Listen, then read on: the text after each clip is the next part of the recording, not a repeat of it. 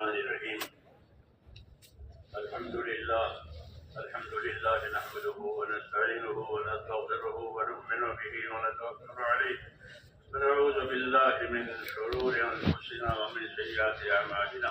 من يهده الله فلا مضل له ومن يضلله فلا هادي له.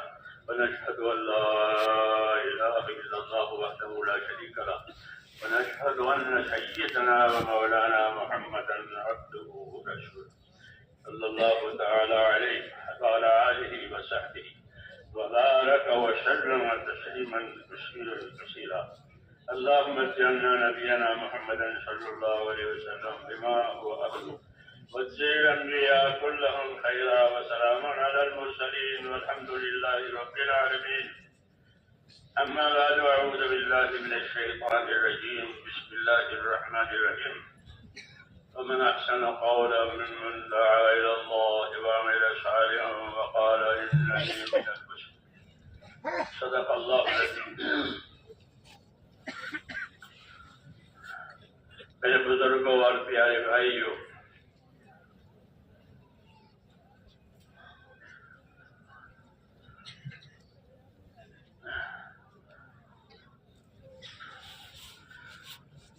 اللہ تبارک و تعالیٰ کی طرف سے اپنے بندوں کی طرف بنیادی طور پر دو چیزیں آتی ہیں. ایک اس کی نعمتیں آتی ہیں اور ایک اس کے احکام آتے ہیں.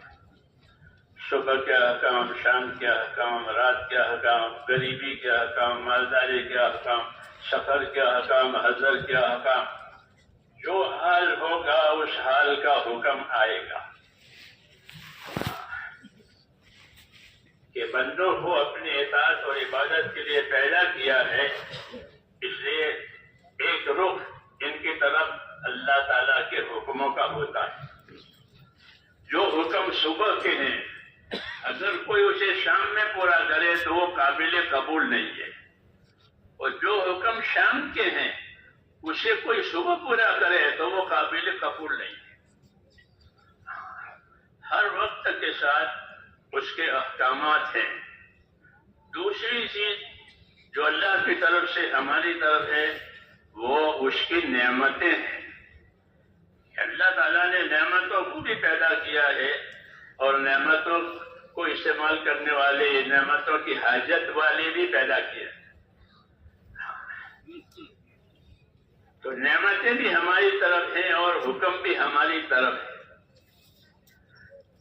اور ہم کو تعلیم بھی ہے کہ نعمتوں کی طرف کیسا رخ کرنا ہے اور حکموں کی طرف کیسا رخ کرنا ہے.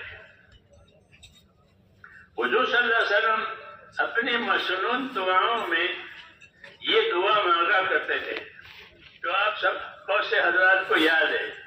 ربی اعنی علی ذکرک و شکرک و حسن عبادتک. یہ مشہور دعا ہے جو فرض نمازوں کے بعد مانگی جاتی ہے. اس میں یہی بات ہے،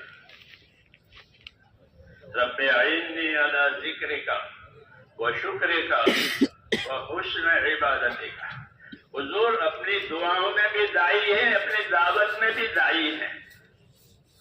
آپ اپنی دعاؤں میں بھی داعی ہیں. جو دعائیں آپ نے ہم کو دکھائی سکھائی ہے اس میں ہماری حاجت بھی ہے اور ہماری دعوت بھی ہے. تو آپ اپنی دعاؤں میں بھی داعی ہیں اور اپنی دعوت میں بھی داعی ہیں. آپ کو اللہ نے ایسا بنا کر بھیجا ہے. بعثت مبلغا وداعیا، فرمایا بعثت مبلغا وداعیا وليس الی من الہدایۃ شیء. اللہ اکبر. وخلق ابلیس مزینا وليس الیہ من الضلالۃ شیء. بنیادی بات بتائی ہے. فرمایا کہ مجھے اللہ نے مبلغ بنا کر بھیجا ہے. بلغ ما انزل الیک. حکم ہے آپ کو کہ جو باتیں آپ پر نازل ہوئی ہے آپ اس کو بندوں تک پہنچائیے اور ان کو سکھائیے کہ اس بات کا یہ درجہ ہے، اس بات کا یہ درجہ ہے، اس بات کا یہ درجہ ہے. تو فرمایا مجھے مبلغ بنا کر بھیجا ہے، مجھے معلم بنا کر بھیجا ہے، دائی بنا کر بھیجا ہے، باقی ہدایت میرے ہاتھ میں نہیں ہے۔ کسی کو ہدایت دینا اور اس کو منزل مقصود تک پہنچا دینا یہ میرے ہاتھ میں نہیں ہے۔ ایسے ہی فرمایا شیطان کو جو مقابل میں ہے، ہاں مقابل میں ہے، اللہ تعالیٰ اس کے شر سے ہم سب کی حفاظت فرمائے، ہاں وہ مقابل میں ہے کہ ابلیس کو طاقت دی ہے مزین کرنے کی، کہ وہ تمام گناہوں کو، نافرمانی کے کاموں کو، دنیا کے سامان کو مزین کر کے پیش کرے گا انسانوں کے سامنے۔ دیکھو یہ کتنی اچھی چیز ہے، یہ کتنی اچھی چیز ہے، یہ کتنی اچھی چیز ہے۔ زینت دینا کسی معصیت کو، کسی گناہ کو، یہ اس کا کام ہے۔ کسی معصیت اور نافرمانی کو مزین بنا کے پیش کرتا ہے۔ انسان بیچارہ کمزور ہے، وہ اس گناہ میں پھنس جاتا ہے، پھر اس کو چھوڑ دیتا ہے کہ اب تو جانے تیرا اللہ جانے۔ ہاں یہ اس کا کام ہے کہ آدمی کو پھنسا کر چھوڑ دے۔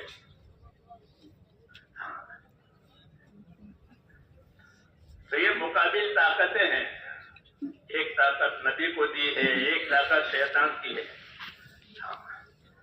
لیکن مسئلہ اللہ کے ہاتھ میں کہ نبی ہدایت دے کر منزل مقصود تک نہیں پہنچا سکتا، رہبری کرے گا، شیطان صرف بہکائے گا۔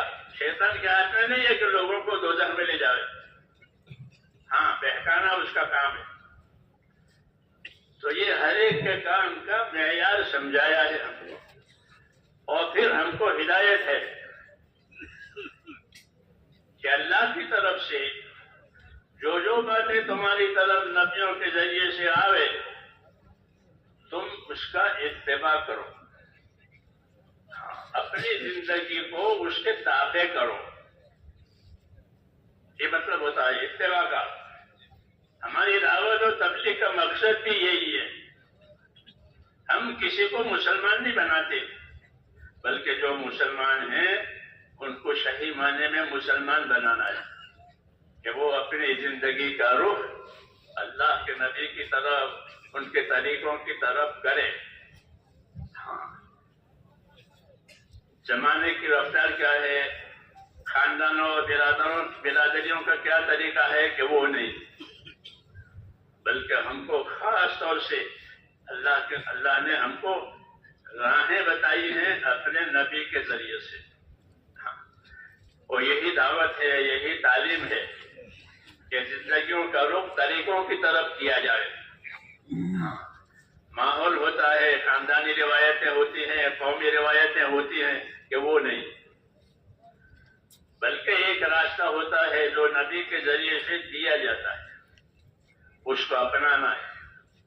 ہمارا جو تیسرا نمبر ہے علم و ذکر، اس کی طرف دھیان نہیں ہے، وہ اسی مقصد کے لیے ہے۔ علم و ذکر دینی زندگی کی دو پٹڑی ہے، جیسے ریل کی پٹڑی ہوتی ہے۔ ریل بغیر پٹڑی کے چلے گی کیوں بھائی؟ کہ نہیں چلے گی؟ پٹڑی ریل کے لیے، ریل پٹڑی کے لیے۔ اس پٹڑی کا دوسری جگہ استعمال نہیں ہوگا، ریل کے لیے استعمال ہوگا، اور ریل پٹڑی پر ہی چلے گی۔ ان میں تلازم ہے، آپس میں ایک دوسرے کے ساتھ لازم ہے۔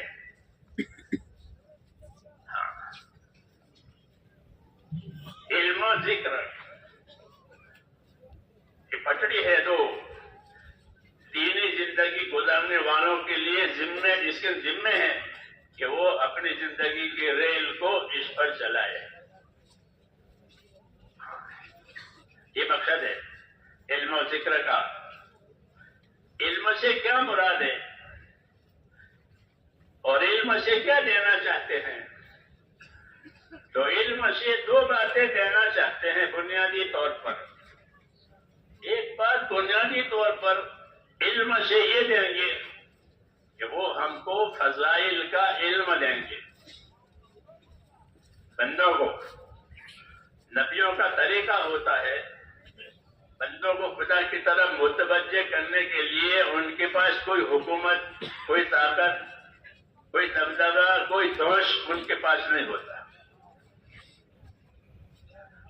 تو ان کے پاس کیا ہوتا ہے کہ ان کے پاس ایک تو ان کی پاکیزہ زندگی ہوتی ہے ہر نبی کی، کہ لوگ اس کو دیکھتے ہیں، ان کی پاکیزہ زندگی. پھر جب ان کا وقت آتا ہے اپنے کام کو ظاہر کرنے کا تو اللہ تعالیٰ کے حکم سے پھر وہ اپنے کام کو ظاہر کرتے ہیں. تو لوگ ان کی زندگیوں کو دیکھتے ہیں. حضور صلی اللہ علیہ وسلم نے بھی جب لوگوں نے آپ کی نافرمانی کی اور آپ کو جادوگر بتایا، فرمایا تم دیکھتے نہیں ہو، میں تو ایک لمبی عمر تک تمہارے درمیان میں رہا ہوں. نبوت تو بعد میں ظاہر ہوئی ہے. وقت لبثت فیکم عمرا من قبلہ افلا تعقلون. میں نے تو تمہارے اندر ایک عمر گزاری ہے 40 برس کی، پھر بھی تم نہیں سمجھتے ہو کہ اگر اس کو کوئی اور چیز کرنی ہوتی تو اس عرصے میں وہ کرتا. نبی کی زندگی میرے دوستوں پاکیزہ ہوتی ہے پہلے سے ہی. جی ہاں. پھر وہ اپنے مقصد زندگی پر لوگوں کو لاتے ہیں، اور مقصد زندگی پر لانے کے لیے ان کا طریقہ یہ ہوتا ہے کہ وہ بندوں کو بشارتیں سناتے ہیں. کیونکہ آدمی کے اندر اپنے نفع کا حرص ہے. ہر آدمی اپنے نفع کا حریص ہے کہ مجھے نفع ہو جاوے، مجھے کامیابی ہو جاوے، میرا مقصد پورا ہو جاوے. یہ ہر آدمی میں اپنا حرص. دوسری صفت اس کے اندر ہوتی ہے انسان کے اندر خوف، کہ میں کسی خطرے سے دوچار نہ ہو جاؤں. حال میں بھی مستقبل میں بھی کسی خطرے سے میں دوچار نہ ہو جاؤں، اس کا اس کو خوف ہوتا ہے. اور اپنے نفع کی حرص اور امید ہوتی ہے.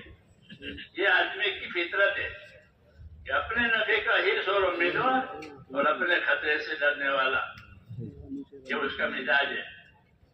اللہ تعالیٰ نے اس مزاج کی رعایت کرتے ہوئے ہم کو اپنے راستے پر ڈالا ہے کہ جو جس چیز کا اس کو حرص اور شوق ہے اس کے دینے کے وعدے کیے ہیں.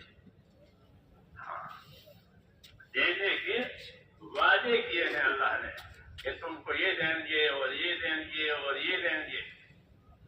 قرآن شریف میں 2 چیزیں ہیں، ایک شرطیں ہیں اور ایک وعدے ہیں. شرطیں ہم پوری کریں گے، وعدہ اللہ پورا کرے گا. ایمان والوں کے ساتھ یہ معاملہ ہے. کچھ شرطیں لگا رکھی ہے اللہ نے، وہ شرطیں بندے پوری کریں گے، اور وعدہ کہ وعدہ اللہ پورا کرے گا. دعوت میں یہ ہوتا ہے.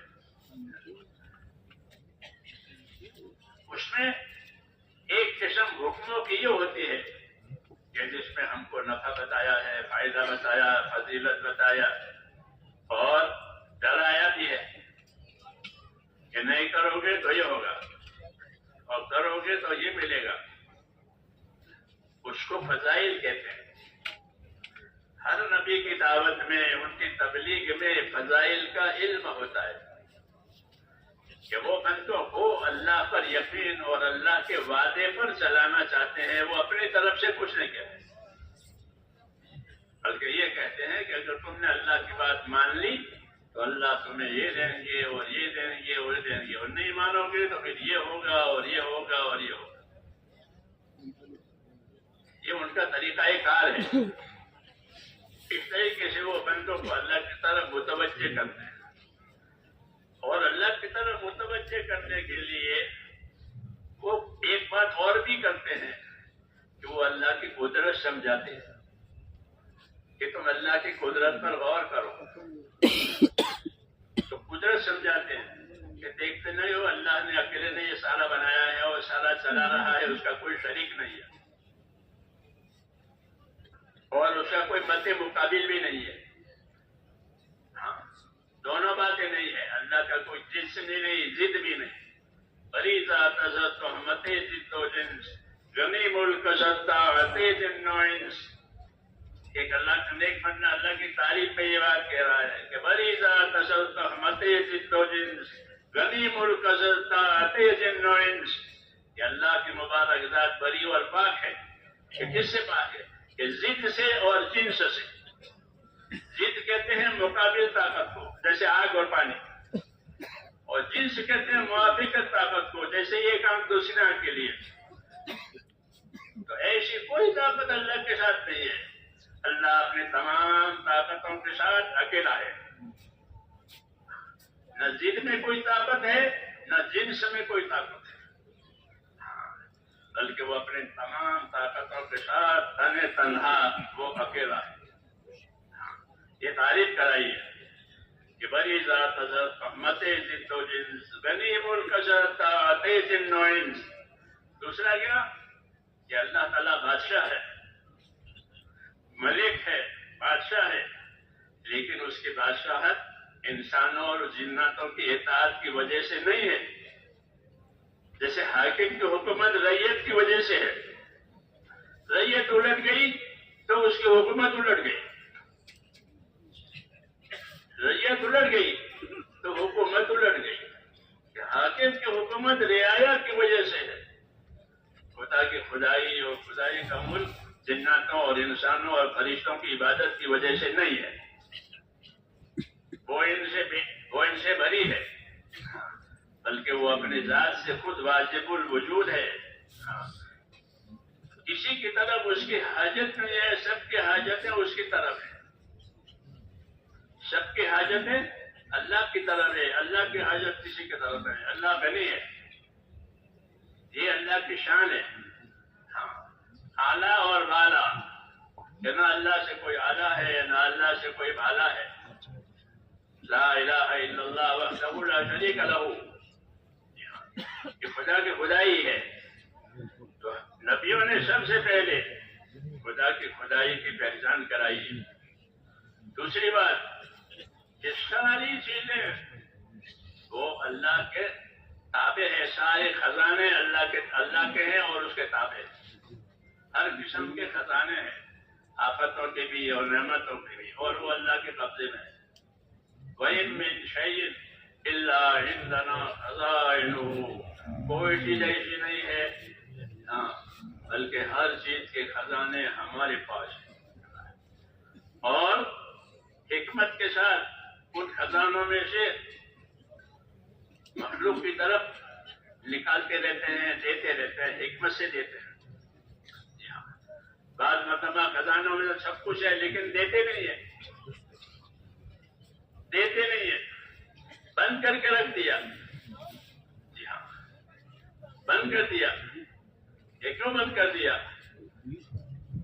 کہ اللہ تعالیٰ جب کوئی چیز بند کریں گے تو ظلم کرنے کے لیے بند نہیں کریں گے, تنگ کرنے کے لیے بند نہیں کریں گے, بلکہ حکمت سے بند کریں گے. کوئی حکمت ہے, کوئی حکمت ہے. وہ حکمت اللہ جانتا ہے. اس حکمت کی وجہ سے اس کو بند کیا ہے. پھر اس کا وقت آئے گا, حکمت کا اب تقاضا نہیں ہے تو اپنے فضل سے اس نعمت کو کھول لیں گے. حکمت سے بند کریں گے, فضل سے کھولیں گے. یہ اللہ کا دستور ہے. اسے ہمارا ایمان اللہ کی پہچان کرانے کے لیے ہے کہ اللہ کوئی چیز بند کریں گے تو یہ نہیں کہ کوٹا ختم ہو گیا اب کہاں سے لاویں, بلکہ حکمت سے بند کیا ہے اور فضل سے کھول دیتے ہیں. خدا گر حکمت سے بند دارے کشایت کا فضل دگرے دی گرے. جو اللہ کو جاننے والے ہیں وہ یہ کہتے ہیں کہ خدا گر حکمت سے بند دارے کشایت کا فضل دگرے دی گرے. کہ اگر اللہ تعالیٰ حکمت سے کوئی دروازہ بند کرے گا تو یہ نہیں کہ اس کا ختم ہو گیا ہے, کہ نہیں, بلکہ حکمت سے بند کیا ہے اور اپنے فضل سے اور زیادہ دینا ہے. جیسے ماں کا دودھ بند ہو گیا بچے کے لیے, جی ہاں, تو اب ماں کا دودھ بند ہونے کے بعد وہ بچہ مر جائے گا, کہ نہیں, اب اس کے لیے اس کے فضل سے سب دروازے کھل جائیں گے.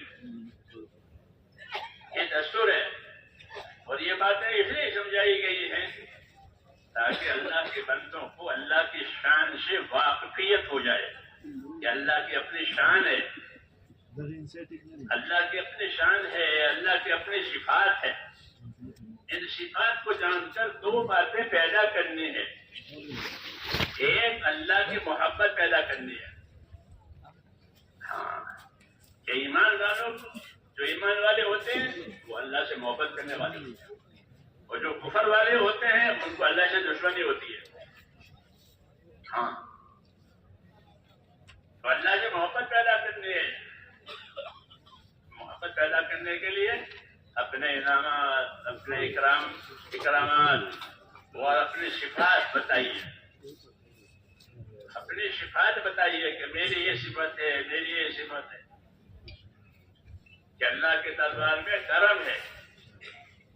کرم کہتے ہیں بخشش کو،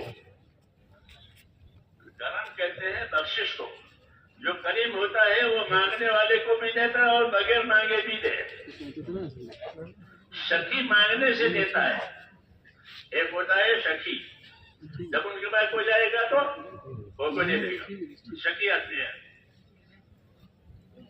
تو ایک سخاوت ہے کہ وہ مانگنے والوں کو کوئی دام ملا۔ یہ بہت سے سخیوں کے قصے ہوتے ہیں دنیا میں، جی ہاں، کہ کوئی سر مانگنے گیا ہے، حاتم طائی بہت سخی تھا، تو کوئی سر مانگنے گیا تو وہ سر دینے کے لیے تیار ہو گیا، کیا وہ سخی ہے۔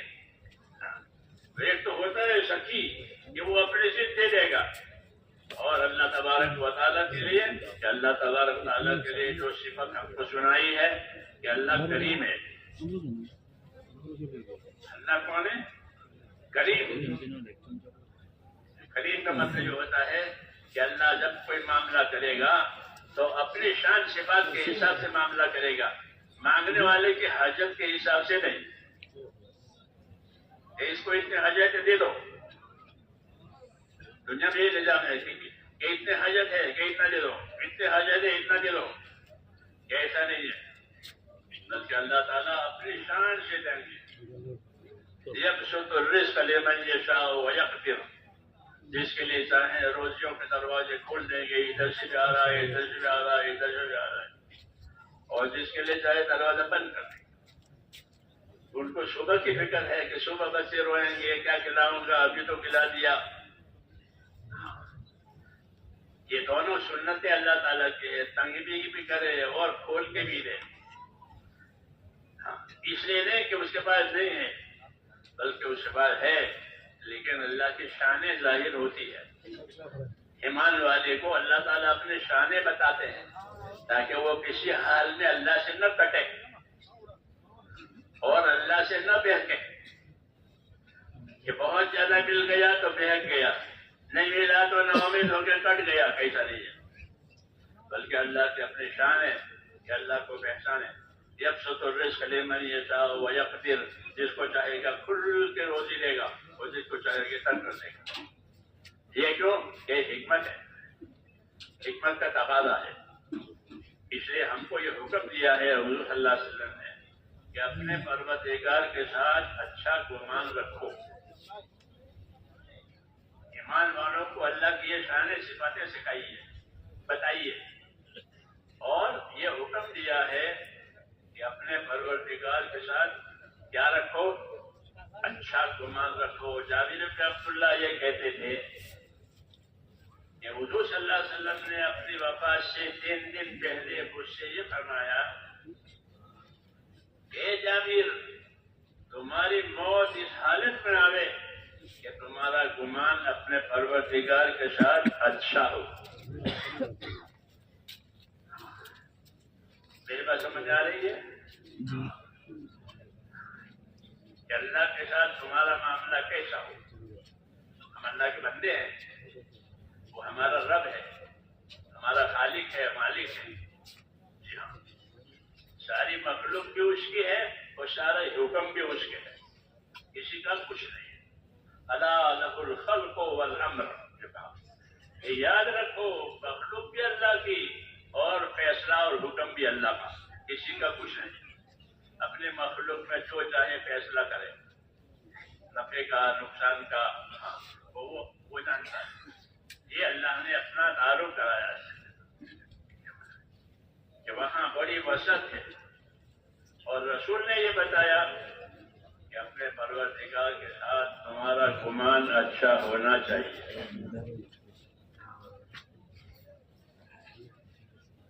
کوئی اللہ کے ساتھ بدگمانی نہ کرے۔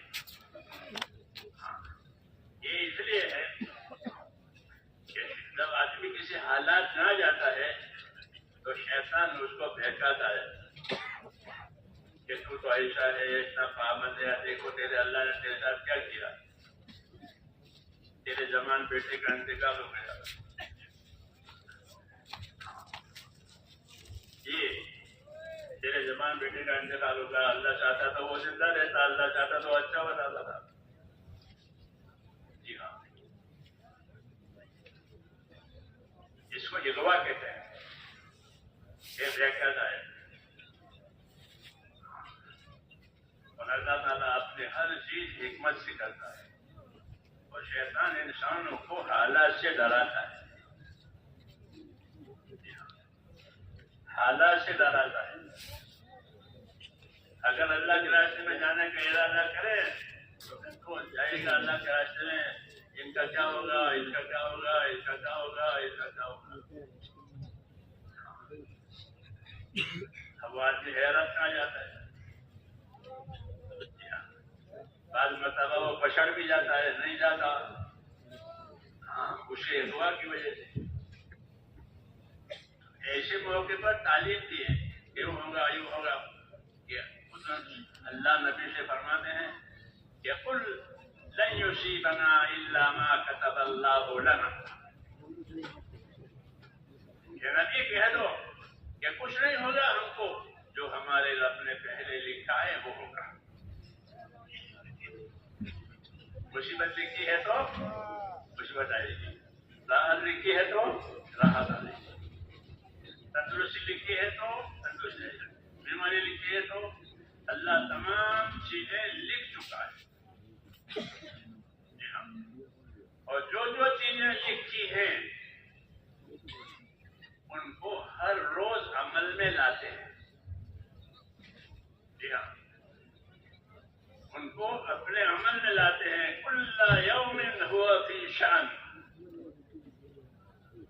کہ ہر روز وہ اپنے کام میں ہے، جیسے آپ گھر اپنے کام میں ہوتے ہیں، اپنی ضروریات میں ہوتے ہیں، کہ اللہ ہر روز اپنے کام میں ہے، اس نے اپنے کاموں کو لکھا ہے۔ جی ہاں، پھر ان کاموں کو روزانہ عمل میں لاتے ہیں۔ آج اس کی موت ہے، اس کو موت دینی ہے، آج اس کو روزی دینی ہے، آج اس کو شفا دینی ہے۔ ہاں، تعارف کرایا کل یوم ہوا فی شان، کہ ہر روز وہ اپنے کام میں ہے۔ ایسے نہیں ہے کہ سب مخلوق کام کر رہی ہے، ہر روز اللہ اپنے کام میں ہے، وہ اپنے کاموں کی ترتیب تنظیم اپنی شان کے مطابق کرتے ہیں۔ یہ ہم کو ہمارے دین نے بتایا، اس لیے تاکہ کوئی اللہ کے ساتھ بدگمانی نہ کرے، جو کچھ کریں گے حکمت سے کریں گے۔ بعض چیزیں تم کو ناگوار معلوم ہوگی، وہ تمہارے لیے اچھی ہوگی، بعض چیزیں تمہیں اچھی معلوم ہوگی لیکن وہ تمہارے لیے بہتر نہیں ہوگی۔ یہ کہا ہم سے، یہ کہا ہم سے، کیوں کہ دین پر چلنے والوں پر زیادہ تر حالات آتے ہیں، موافق حالات بھی آتے ہیں، ناموافق حالات بھی آتے ہیں، یہ دونوں حالات۔ تو حالات کا اعتبار نہیں ہے، حالات بدلتے رہتے ہیں، جیسے صبح ہوئی، شام ہوئی، رات ہوئی، دن ہوا، حالات کو قرار نہیں ہے، حالات بدلتے رہتے ہیں۔ اس لیے حالات کی وجہ سے کوئی اللہ سے ناراض نہ ہو، اور حالات کی وجہ سے کوئی اللہ پر نہ اتراوے۔ کیسے حالات ہو گئے کہ حالات امتحان کے لیے اللہ نے پیدا کیے، کہ اس میں کون کیسا چلتا ہے۔ حالات کو بھی پیدا کیا ہے، نعمتوں کو بھی پیدا کیا ہے، نعمتوں کو بھی پیدا کیا ہے، اور نعمتیں پیدا کر کے دیتے بھی ہیں، مانگنے کا انتظار نہیں کرتے۔ مانگنے کا انتظار نہیں کرتے کہ مانگے تو دوں، بغیر مانگے تھے اور اپنی شان سے تھے. یہ اللہ تعالیٰ کا نظام ہے کہ بغیر مانگے دینا اور اپنی شان سے دینا. یہ اللہ کی شان ہے. یہ شان ہے اللہ تعالیٰ کی، نبیوں نے ہم کو سمجھائی ہے. یہ اللہ کی شانیں ہیں. قرآن کریم بھرا ہوا ہے ان باتوں سے. یہ کیوں ہے؟ تاکہ اللہ تعالیٰ پر جس طرح ہمارا ایمان ہے اس طرح اللہ تعالیٰ سے محبت بھی ہو جائے. کیا ہو جائے؟ کہ اللہ پر ایمان بھی ہے. اور کیسا ایمان؟ زبردستی کا کہ نہیں. والذین آمنوا اشد حبا للہ. والذین آمنوا اشد حبا للہ. کہ جو ایمان والے ہیں وہ تو اللہ کی محبت میں بڑے تیز ہیں، بڑے سخت ہیں. کہ وہ اللہ کی بات محبت سے مانتے ہیں. گلا دبا کر کے بات نہیں منوائی جا رہی ہے، بلکہ محبت سے مانتے ہیں. لیکن اپنے اللہ سے محبت کرو. کیوں کہ اس کی نعمتیں کھاتے ہو، وہ تمہیں نعمتیں دیتا ہے. جی ہاں، حیات دیتا ہے. تو اس لیے اپنے اللہ سے کہ اپنے اللہ سے محبت کرو اور محبت کے ساتھ اللہ کی اطاعت کرو. یہ اصل مسئلہ ہے. ہمارا اصل مسئلہ اللہ تعالیٰ کے ساتھ اطاعت کا ہے کہ اس کے بندے بن کر، اس کے تابعدار بن کر زندگی گزارے. اطاعت ہی اصل ہے جس کے لیے نبی آتا ہے کہ زندگیوں میں اطاعت آ جائے. اپنی نفسانیت میں سے، اپنی خواہشوں میں سے، اپنے ماحول میں سے آزاد ہو جائے اور اللہ کی اطاعت پر قائم ہو جائے. یہ دعوت ہے. تو اصل دعوت جو ہے وہ اللہ کی اطاعت کی. وما ارسلنا من رسول الا لیطاع باذن اللہ. یہ فرمایا وما ارسلنا من رسول الا لیطاع باذن اللہ. جب کبھی ہم نے زمین پر کوئی رسول بھیجا ہے اللہ کے لیے تو کسی اور کام کے لیے نہیں، بلکہ صرف اس کام کے لیے کہ وہ نبی اللہ کے بندوں کو ان کی ذمہ داری سمجھا کر اللہ کی اطاعت پر قائم کرے. ہمارے نبی کو سارے عالم کے لیے بھیجا تاکہ سارے عالم میں اللہ کی اطاعت کی بات چلے. جی اللہ کافۃ للناس بشیرا ونذیرا. آپ کی صفت ہے کہ اللہ کہ آپ کو سارے عالم کے لیے بشیر و نذیر بنا کر بھیجا ہے. یہ لوگ اطاعت کریں گے تو بشارتیں سنیں گے، اچھے حالات دیکھیں گے. یہ لوگ نافرمانی کریں گے تو ان پر انذار یعنی ڈراونے حالات آئیں گے. تو یہ سارے عالم کے لیے ہے. تو نبیوں کو اللہ تبارک و تعالیٰ اطاعت قائم کرانے کے لیے بھیجتے ہیں اور یہی مقصد ہے دعوت اور تعلیم کا. دعوت دی ہے، تعلیم دی ہے تاکہ ایک ایک کی زندگی اطاعت پر آئے. اطاعت اجتماعی بھی ہوتی ہے، اطاعت انفرادی بھی ہوتی ہے. اطاعت اجتماعی بھی ہوتی ہے. بعض کام ایسے ہوتا ہے کہ وہ مل جل کر کیے جاتے ہیں، اکیلے کا نہیں چلے. جمعہ کی نماز اکیلا کوئی پڑھے گا کیوں بھائی؟ یہ نہیں. جمعہ ایک آدمی کا نہیں ہوگا، عید ایک آدمی کے لیے ہوگی، حج ایک آدمی کے لیے ہوگی. بعض کام مل جل کے کرنے کے ہیں عبادتوں میں، دوسرے کاموں میں، اور بعض کام انفرادی طور پر کرنے کے لیے ہوگا. لیکن بہرحال کرنی ہے اطاعت. کہ بندوں کو اللہ نے اپنی اطاعت کے لیے پیدا کیا ہے. دعوت اطاعت کی ہے. اطاعت کرو. اطاعت کا مفہوم عبادت سے اور زیادہ ہے. عبادت تو صرف اللہ کی ہوگی اور کسی کے نہیں ہوگی. وَاعْبُدُوا اللَّهَ وَلَا تُشْرِكُوا بِهِ شَيْئًا. معاذ ابن جبل سے پوچھا حضور صلی اللہ علیہ وسلم نے کہ معاذ آپ کو معلوم ہے اللہ کا کیا حق ہے؟ آپ کو معلوم ہے اللہ کا کیا حق ہے؟ یہ حضرت معاذ سے حضور صلی اللہ علیہ وسلم نے پوچھا. انہوں نے حضرت کیا مجھے نہیں معلوم. آپ بتائیں. جیسے ان کی عادت کہ اللہ و رسولہ عادت. اور یہ سوالات بھی اسی لیے ہوتے تھے کہ جو چیز ان کے کام کی ہے، جو حق ان کے اوپر ہے وہ ان کو بتانا ہے. اللہ نے دنیا کو میرے بھائیوں دارالحقوق بنایا ہے. کیا بنایا ہے؟ کہ یہ حقوق ادا کرنے کی جگہ ہے. اس طرح کی حاجتیں پوری کرنے کی جگہ ہے دنیا، یہ حقوق ادا کرنے کی بھی جگہ ہے. حاجت تو ہر حاجت مند کو محسوس ہوتی ہے. مجھے پیاس لگی ہے تو میں پیاس محسوس کروں گا، آپ کو بھوک لگی ہے تو آپ بھوک محسوس کریں گے. ایسا ہر جاندار وہ حاجت کو محسوس کرتا ہے. یہ حاجت کی تبلیغ نہیں ہوتی، وہ تو خود اپنی حاجت محسوس کر کے اس کا طریقہ اختیار کرے گا. ہاں نبی یہ بتائے گا کہ حاجت پوری کرو لیکن حاجت کا طریقہ معلوم کرو. حاجت کا طریقہ معلوم کرو. تو تبلیغ طریقوں کی ہوتی ہے، حاجتیں تو خود پیدا ہوتی ہیں اندر. کہ وہ طریقوں کی تبلیغ کرتے ہیں کہ کھانا اس طرح کھانا ہے، کمانا اس طرح ہے، وضو اس طرح ہے. تو حاجتوں کی پورا کرنے کی تبلیغ ہے. حاجت تو اندر خود پیدا ہوتی ہے.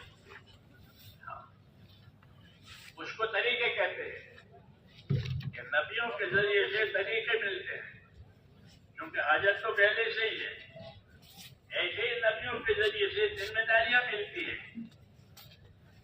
ذمہ داریاں دو چیزوں کی ہوتی ہے، جانی ذمہ داری، مالی ذمہ داری. جانی ذمہ داری اور مالی ذمہ داری، یہ دو بڑی نعمتیں اللہ تعالیٰ بندوں کو دیتے ہیں. جانی ذمہ داری حیات بھی ہے، اولاد بھی ہے، یہ جانی نعمتیں ہیں. مال دیا ہے، دولت ثروت دی ہے، یہ دوسری نعمت ہے. تو یہ نعمتیں بندوں کی طرف آتی ہے. ان نعمتوں کے تعلق سے کیا حق ہے؟ ایک نعمتوں کے تعلق سے یہ ہے کہ یہ نعمتیں وہاں استعمال ہو جہاں اللہ راضی ہوتا ہو. یہ مصنون دعاؤں میں یہ تعلیم ہے. جو مصنون دعائیں ہیں نا، وہ دعا بھی ہے اور وہ دعوت بھی ہے. لیکن بیچارے ہم عربی والے عربی جانتے نہیں ہیں، انہیں پتہ نہیں چلتا. ورنہ ان دعاؤں میں دعوت بھی ہے، دعا بھی ہے. جو حضرات عربی جانتے ہیں وہ اس کو دیکھیں گے، یہ محسوس کریں گے کہ اس میں دعوت بھی ہے، اس میں دعا بھی ہے، اس میں حاجت بھی ہے اور مقصد کی طرف رہبری بھی ہے. اس لیے میرے بھائیوں، دین سیکھنا بہت ضروری ہے. دنیا بنی ہے اس دین کے لیے. دنیا دین کے لیے بنی ہے. یہ دنیا میں انسانوں کو پھیلا کر کے اللہ نے دین اتارا ہے. اور پھر دین اتار کر اللہ تعالیٰ دیکھیں گے کہ کون دین پر چلتا ہے، کون دین چھوڑتا ہے. امتحان ہے. دنیا کو میٹھا بنایا ہے. کسی کو دنیا کڑوی لگتی ہے؟ نہیں لگتی. ہاں کڑوی لگے تو چھٹکارا حاصل کر لیں، لیکن کوئی چھٹکارا حاصل کرنے والا نہیں ہے. سب اندر گھسنے والے کیوں کہ وہ میٹھی ہے. یہ بات ہم کو نبی نے بتائی ہے کہ ان الدنیا حلوۃ خضرہ، کہ دنیا کیسی ہے؟ کہ دنیا میٹھی بھی ہے، ہری بھری بھی ہے. دنیا میٹھی ہے اور ہری بھری بھی ہے. یہ تشبیہ ہے. پہلی بارش ہوتی ہے زمین پر تو جو گھاس اگتی ہے وہ بہت ملائم ہوتی ہے اور بہت میٹھی ہوتی ہے. پھر جو جانور اس کو چلتے ہیں، وہ کترتے ہیں تو پھر اس کا لاؤ بدل جاتا ہے. لیکن جو پہلی گھاس ہوتی ہے وہ بہت ریشم کی طرح نرم اور میٹھی، اس کو وہ تشبیہ ہے. یہ دنیا ہری بھری اور میٹھی ہے. ظاہر بات ہے جب ہری بھری اور میٹھی ہے تو ہر جانوروں کا تعلیم ہوگا. اور انسان تو خاص طور سے کیونکہ انسان کو تو اللہ نے شعور بھی دیا ہے، سمجھ بھی دیا، جانوروں کو سمجھ نہیں دی ہے، یہ تو ضرور اس کے تعلیم ہوں گے. تو فرمایا دنیا ہری بھری اور میٹھی ہے. ایک بات. دوسری بات یہ ہے کہ اللہ تعالیٰ دنیا میں تم کو ایک کے بعد ایک بلائے. پہلے کون تھے اس دکان پر، اس کاروبار پر؟ کہ میرے دادا تھے. اب کون ہے؟ جب میرے ابا ہے. ایک تصویر پھر ابا بھی چلے گئے، اب کون ہے؟ جب ان کے بیٹے ہیں تو بیٹے چلے گئے، اب کون ہے؟ جب ان کے پوتے ہیں. یہ نظام ہے. ان اللہ تعالیٰ مستخلفکم فیہ، کہ اللہ تمہیں اس دنیا میں ایک کے بعد ایک کو لائیں گے. کہ پہلے دادا تھے، ان کا کاروبار تھا، ان کا نظام تھا، پھر وہ چلا گیا، پھر ابا آئے، پھر بیٹے آئے، پھر پوتے آئے. ان اللہ تعالی مستخلفکم فیہ وینظر کیف تعملون. اور تم کو دیکھیں گے کہ تم کیا عمل کرتے ہو، یہ نہیں کہ تم کیا کماتے ہو. دنیا والے تو دیکھتے یہ کیا کماتا ہے، اور اللہ کیا دیکھتے ہیں کہ وہ کیا عمل کرتا ہے. یہ چیزیں دیکھ کر عمل کا امتحان ہے، یہ دعوت ہے. یہ دنیا کی چیزیں اور اسباب دیکھ کر کے تمہارے عملوں کا امتحان ہے کہ تم اپنے عمل میں کیسے ہو.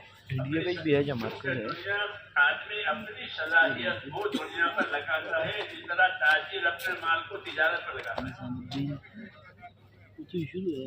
تاجر اپنے مال کو اپنی تجارت پر لگاتا ہے نفع کمانے کے.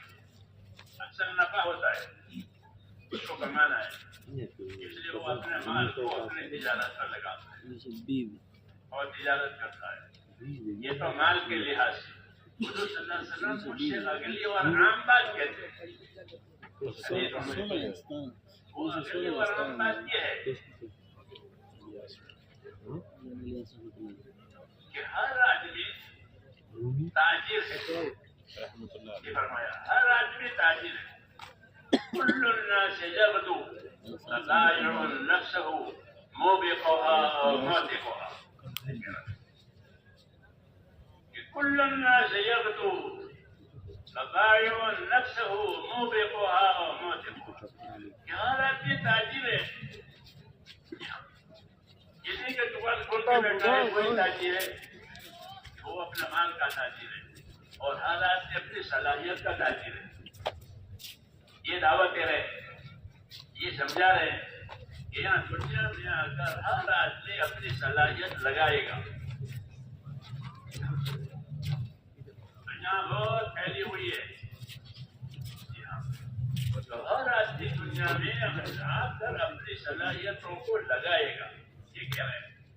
كل الناس يغدو فبائع نفسه موبقها أو موثقها.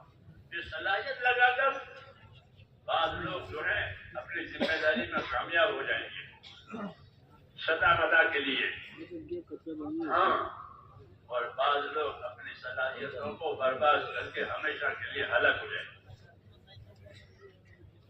یہ نظام سمجھایا ہے کہ كل الناس يغدو فبائع نفسه موبقها وموثقها، کہ ہر آدمی اپنی صلاحیت لگا لے گا. اپنی صلاحیتوں میں سے بعد اپنے آپ کو پریشانیوں میں سے مشاکل میں سے نکال کر کامیاب کر دیں گے، اور بعد اپنی صلاحیتوں کو کہ ہلاکت میں ڈالیں گے، خود بھی ہلاک ہو جائیں گے اور ان کی صلاحیتیں بھی برباد ہو جائیں گی. یہ عام بات ہے. اس لیے اللہ تعالیٰ نے دنیا میں انسانوں کی صلاحیتوں کو لگانے کے لیے راستہ قائم کیا. وہ ندیوں والا راستہ ہے. وہ راستہ بندوں کو صلاحیت لگا کر کے اللہ کے پاس لے جائے گا، اللہ کی رحمتوں میں لے جائے گا. قل هذه سبيلي أدعو إلى الله على بصيرة أنا ومن اتبعني. اے نبی کہو کہ یہ میرا راستہ ہے، یہ میرا راستہ ہے سبیل. اور اس راستے میں کیا ہوتا ہے کہ اللہ کے بندوں کو اللہ کی طرف وہ جھٹکے وہاں بیا دست سے اللہ کی طرف بلانے کا کیا مطلب ہے؟ اللہ کی جگہ بیٹھا ہے کہ نا اللہ کی طرف بلانے کا مطلب یہ ہے کہ میں بندوں کو اللہ کی عبادت کی طرف بلاتا ہوں. یہ مطلب ہے کہ اللہ کی جگہ پر ہے وہاں کھڑے میں اللہ کو اللہ کے بندوں کو اللہ کی طرف دعوت دیتا ہوں. وہ دعوت عبادت کی ہے کیونکہ اللہ کا تعلق اپنے بندوں سے عبادت کا ہے. یہ تمام لوگ اللہ کے بندے ہیں. اللہ ان کا رب ہے اور رب ہونے کی وجہ سے اس کا حق ہے کہ اس کی عبادت کی جائے. اس کی عبادت کی جائے. اس لیے زندگی کی بڑی ذمہ داری میرے بھائیوں یہ ہے کہ عبادت اللہ تعالیٰ کی جائے. عبادت کے لیے جناتوں کو اور انسانوں کو پیدا کیا ہے اور اسے بھی عبادت کرتے ہیں لیکن ان میں اور ہم میں فرق ہے. جناتوں میں انسانوں میں یہ تو ایک ہے اور فرشتے الگ ہے. فرشتوں کی عبادت پر کوئی جزا سزا قائم نہیں ہوگی. وہ تو ہے عبادت کے لیے. ان سے دوسرا کام نہیں ہوتا. ان سے کوئی گناہ نہیں ہوتا. وہ جس کام کے لیے پیدا وہی کرتے ہیں. اس لیے ان پر کوئی حساب کتاب نہیں ہے.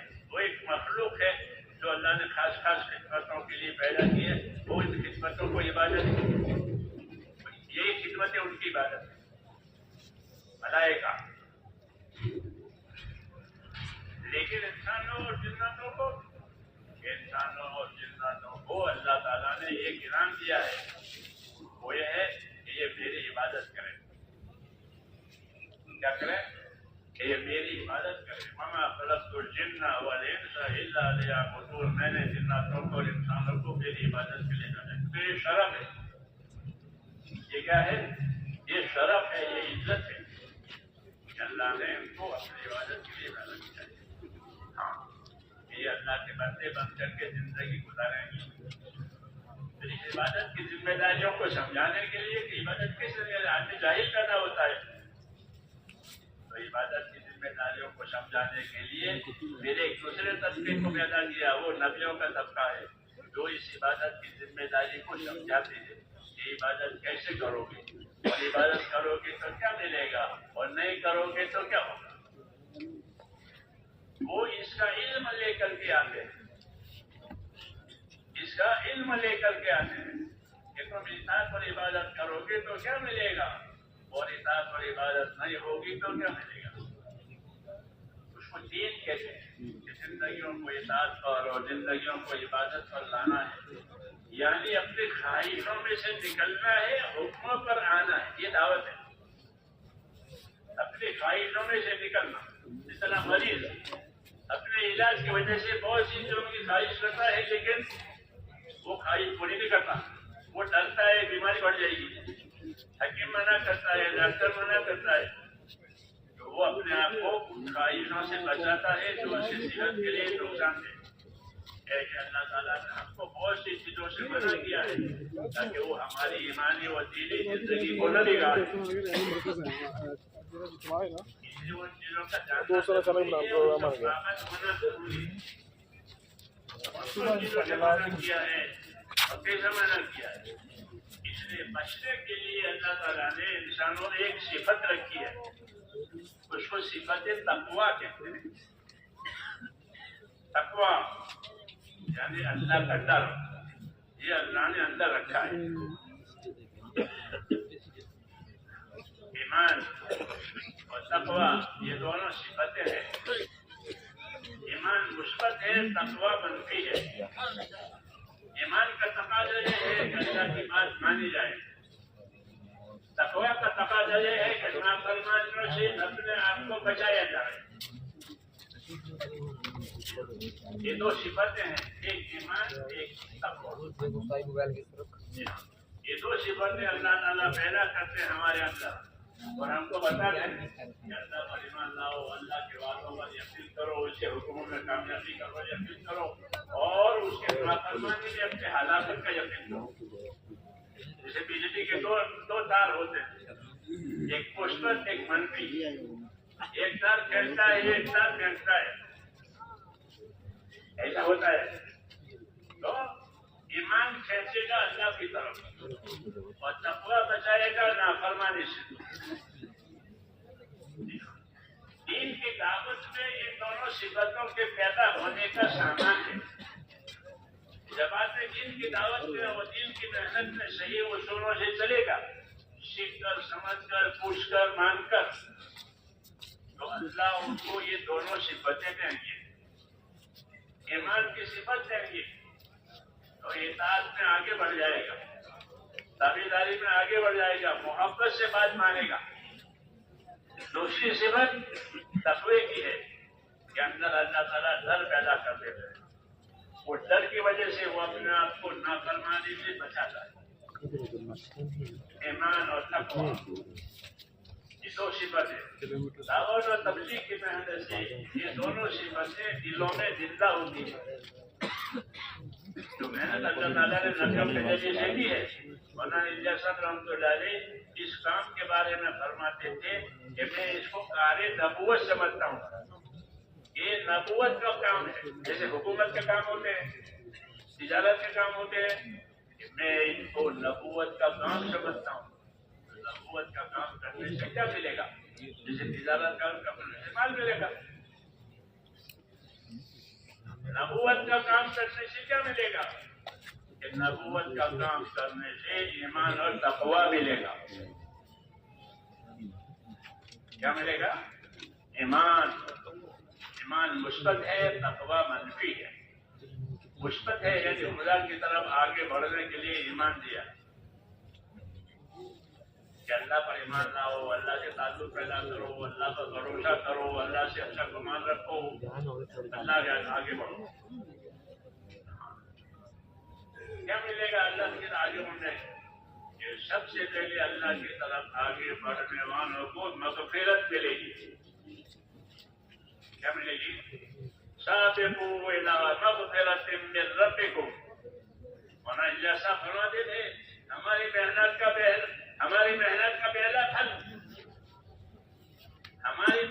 پہلا پھل مغفرت ہے. کیا ہے؟ مغفرت، معافی ہو گئی. الا تحبون ان یغفر اللہ لکم. تم کو پسند ہے کہ اللہ تمہاری مغفرت کرے؟ کہ کیوں نہیں؟ ہم تو پسند ہے کہ اللہ ہماری مغفرت کرے. تو فرماتے تھے کہ اللہ کے اطاعت اور اللہ کی طرف بڑھنے میں پہلا انعام یہ ملے گا کہ کام کرنے والوں کی اللہ مغفرت کرے گا. اس لیے کہ کام کے دوران میں ان سے غلطیاں بھی ہوگی، گناہ بھی ہوں گے، آگے پیچھے بھی کریں گے. انسان ہے، اس کے قدم پھسل جاتے ہیں، وہ بھول جاتا ہے.